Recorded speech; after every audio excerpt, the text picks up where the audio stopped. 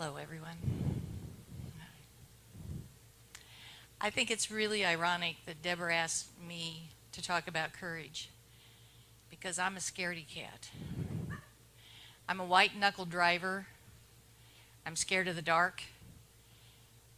I get very anxious about being in unfamiliar situations. And I think a truly courageous person is one who gets up and preaches every week. I've been anxious for months, thinking about, God, what am I going to say? What am I going to say to a room full of people who I don't know about courage that I don't have? But I think I'm not the only one who's a scaredy cat. Be not afraid or have fear not is said in the Bible 365 times. Enough for every day, a daily reminder. Since courage is such a nebulous concept for me, I turned to an expert for help. Brene Brown is a social science researcher, and she's studied shame, courage, vulnerability, and empathy for 20 years. She says that vulnerability is one of the pillars of courage, along with trust, resilience, and clarity of values. Vulnerability is uncertainty, risk, and emotional exposure. When you're vulnerable, you set aside all pretense and all the facades that your ego wants to shore up. You are your most true self, exposing yourself emotionally. That takes real courage. Brene Brown says, you can't get to courage without going through vulnerability.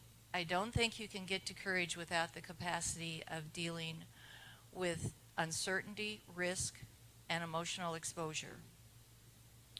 I've just never done anything that turned out to be valuable that I wasn't scared to death to do it. Or as John Wayne says, courage is being scared to death but saddling up anyway. If you're willing to be vulnerable, it will lead you to be open to the movements of the Spirit. It's a situation where you must put your ego aside, experience uncertainty, risk, and emotional exposure, and allow the divine to take over. Recently, I read an interview with Chaplain David Sparks of Dover Air Force Base. He has presided at the reception of the bodies of fallen soldiers for the past 20 years. He recently presided at the dignified transfers of the 13 soldiers who were killed in Afghanistan during the U.S. withdrawal. The ceremonies are solemn, quiet rituals. The interviewer asked him, "What do you say to the families? Have you said the right things?" And Chaplain Sparks replied, "I am aware that words have come up out of me that were not my own. They were someone else's, someone with a capital S. I heard the words for the first time when they came around and reached my ears. These are very holy moments for me." I've shared my cancer story many times in my advocacy work for injection safety. Before I took the podium, I would say, "Please, God, let your words be my words." And I've been blessed to have the experience that the words that I said were not the words that I prepared. When I reflect on those times, a sense of mystery wells up within me, and I am deeply grateful for those times. Cancer makes me vulnerable. Uncertainty, risk, and emotional exposure are my daily companions. I'm trying to adopt Philippians 1:20 as my mantra.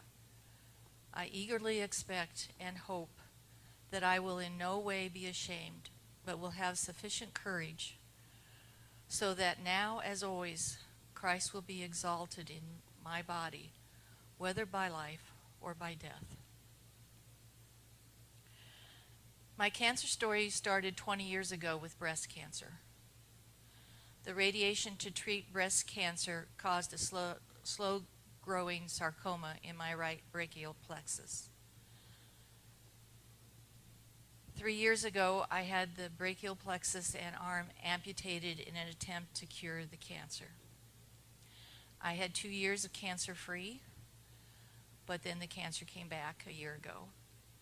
I had 6 months of radiation, which gave me 6 months of remission. But now a new tumor has formed in my lungs, and I will start treatment again soon. We haven't given up hope, and I'm trying to lean into Psalm 27.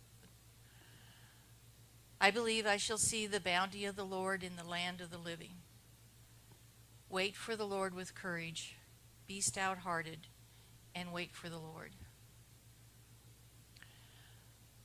But as is my nature, I'm a scaredy cat. I'm afraid of the side effects. I'm afraid of loss of quality of life. I'm afraid of dying. Being courageous for me means to face all of this with courage. Accept this cancer journey graciously. Not running away from it, not denying it or ignoring it or wishing it was different. But also not to be overwhelmed by it. To give it its due, but not let either the hope for better times or the sorrow of the loss of this life steal away the joy of right now, this moment, this time, with all of you. That's how I saddle up. We all have scaredy cat times, regardless of our cancer status. We all have struggles. As the Buddhists say, life is suffering. You may not have cancer, but whatever your struggle is, today is a day to honor it and decide how you will saddle up. It takes courage to live in this world in such a way that Christ will be exalted. As Brene Brown says, choose courage over comfort because you can't have both. Owning our story and loving ourselves through that process is the bravest thing that we will ever do.